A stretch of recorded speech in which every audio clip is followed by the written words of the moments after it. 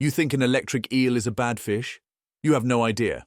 The real reason it sucks to be electrocuted isn't the shock, it's what happens after. When your own body stops taking orders from your brain, when your muscles turn into a prison, and the water beside you turns into a quiet executioner. Oh, look, the river looks harmless.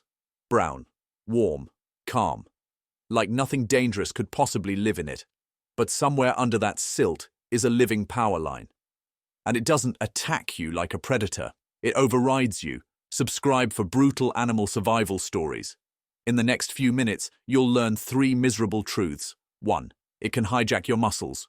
2. It can make drowning the real threat. 3. It can shock you again, and again, on purpose. Wait a minute. Did you think one shock is the event? That was cute.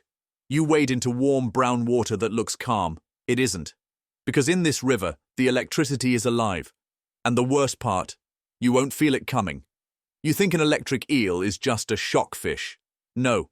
The real reason it sucks isn't the pain. It's what your body does after your brain loses control. Oh look, a ripple, just a shadow, just weeds swaying.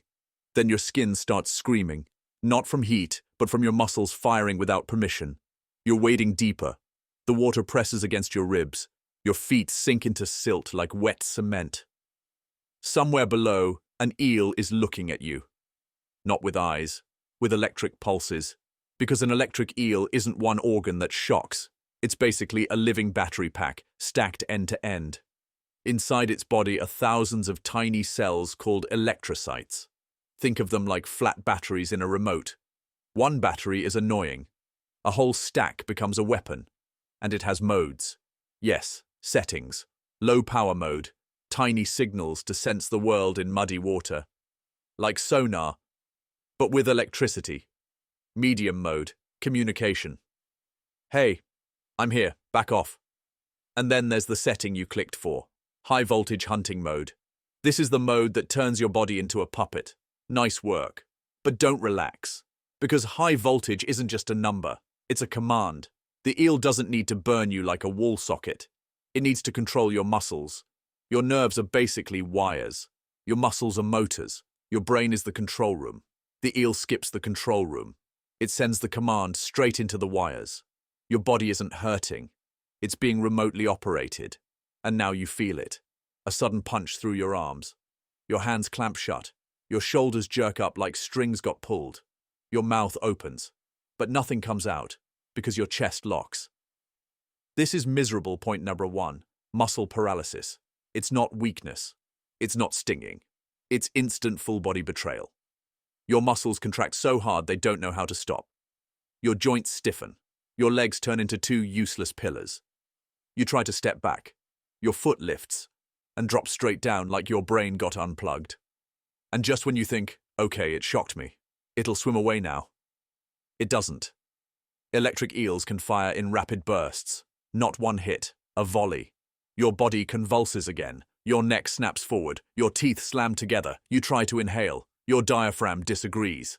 This is the moment you realize something horrifying. You are not in charge anymore. Have you ever had a muscle cramp that stole your breath? Now imagine it. Everywhere. Your arms are tight. Your fingers curl. Your jaw clenches. You can't swim. You can't even fall correctly. Because falling in water isn't falling. It's sinking. Which brings us to miserable point number 2. The hidden danger, not the shock, the consequence.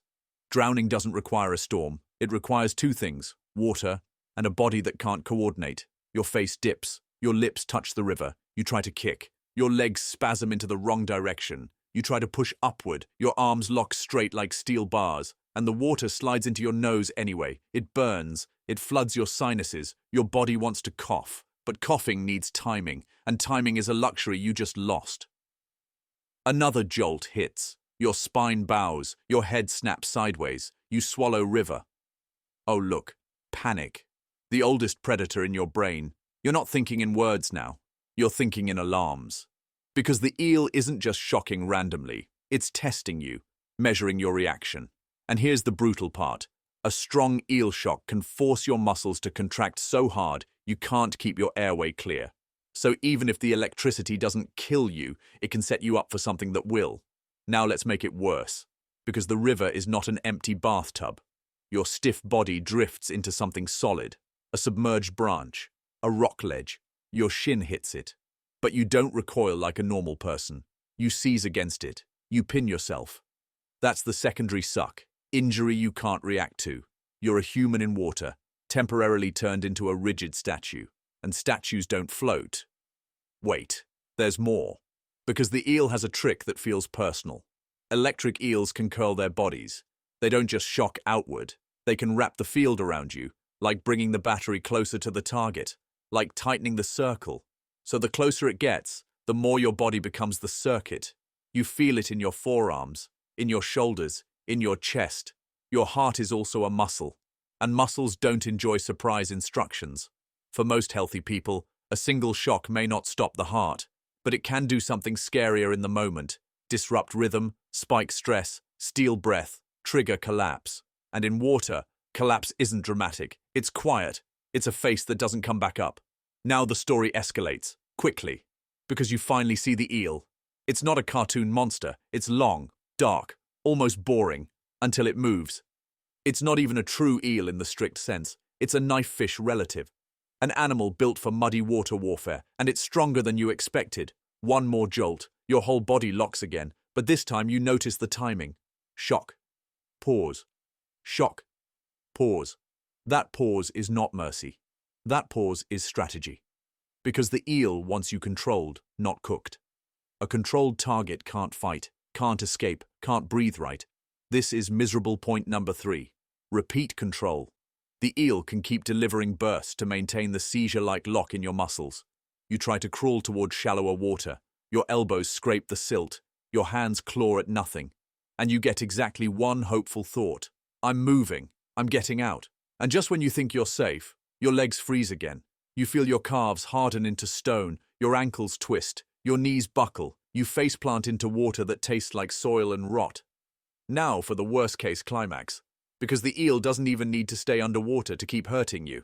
Electric eels can rise and partially leap, pressing their body against a threat to deliver a stronger, more direct shock.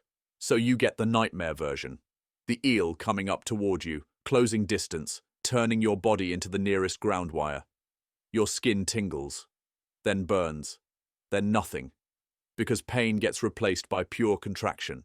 Your arms fling inward, your hands clamp, your chest tightens. You don't hold your breath. Your body takes it away. A famous naturalist story claims people once drove horses into eel pools, and chaos followed. Animals thrashing, collapsing, panicking in the water. And that's the point. Not the history, the principle. When the eel hits, big bodies don't become heroes. They become heavy, sinking problems. And right now, you are a heavy, sinking problem. You fight upward. Your face breaks the surface for half a second. You inhale, air and water together. Your lungs cough, your throat spasms, your eyes sting. You get one sloppy breath, then another shock. Your jaw clamps so hard you taste metal. Your shoulders jerk, your neck strains, your body betrays you again. This is the part where movies lie. In movies, you push through. Here, you can't, because willpower doesn't override forced muscle contraction. But then, something strange happens. The eel stops. Silence. Just water sloshing, your heartbeat pounding in your ears. You float on instinct, barely. Your limbs tremble like they're unplugged from reality. And here comes the late-stage emotional inversion. The eel isn't angry. It isn't evil. It's terrified, too. Electric eels are obligate air breathers. They have to surface for oxygen, so every high-voltage burst is expensive. That shock spree, it's not free power. It's a last resort bill it has to pay. You were a threat in its dark world, and it used the only language that works fast: force. For 1 second, the river feels unfair in both directions. But let's be honest. You're the one coughing river water. You drag yourself to the bank. Your arms shake. Your fingers won't fully open. Your legs twitch like your body is rebooting. You lie there, breathing hard, trying to remember how simple breathing used to be.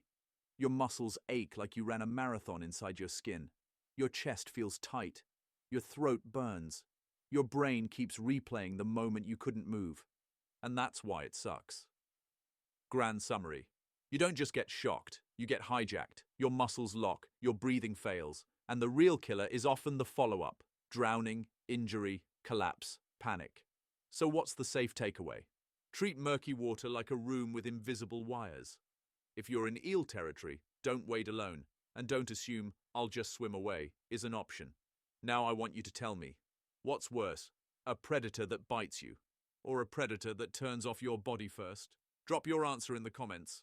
And if you want another Nature is Unfair story, tap the next video. Trust me, this one's insane.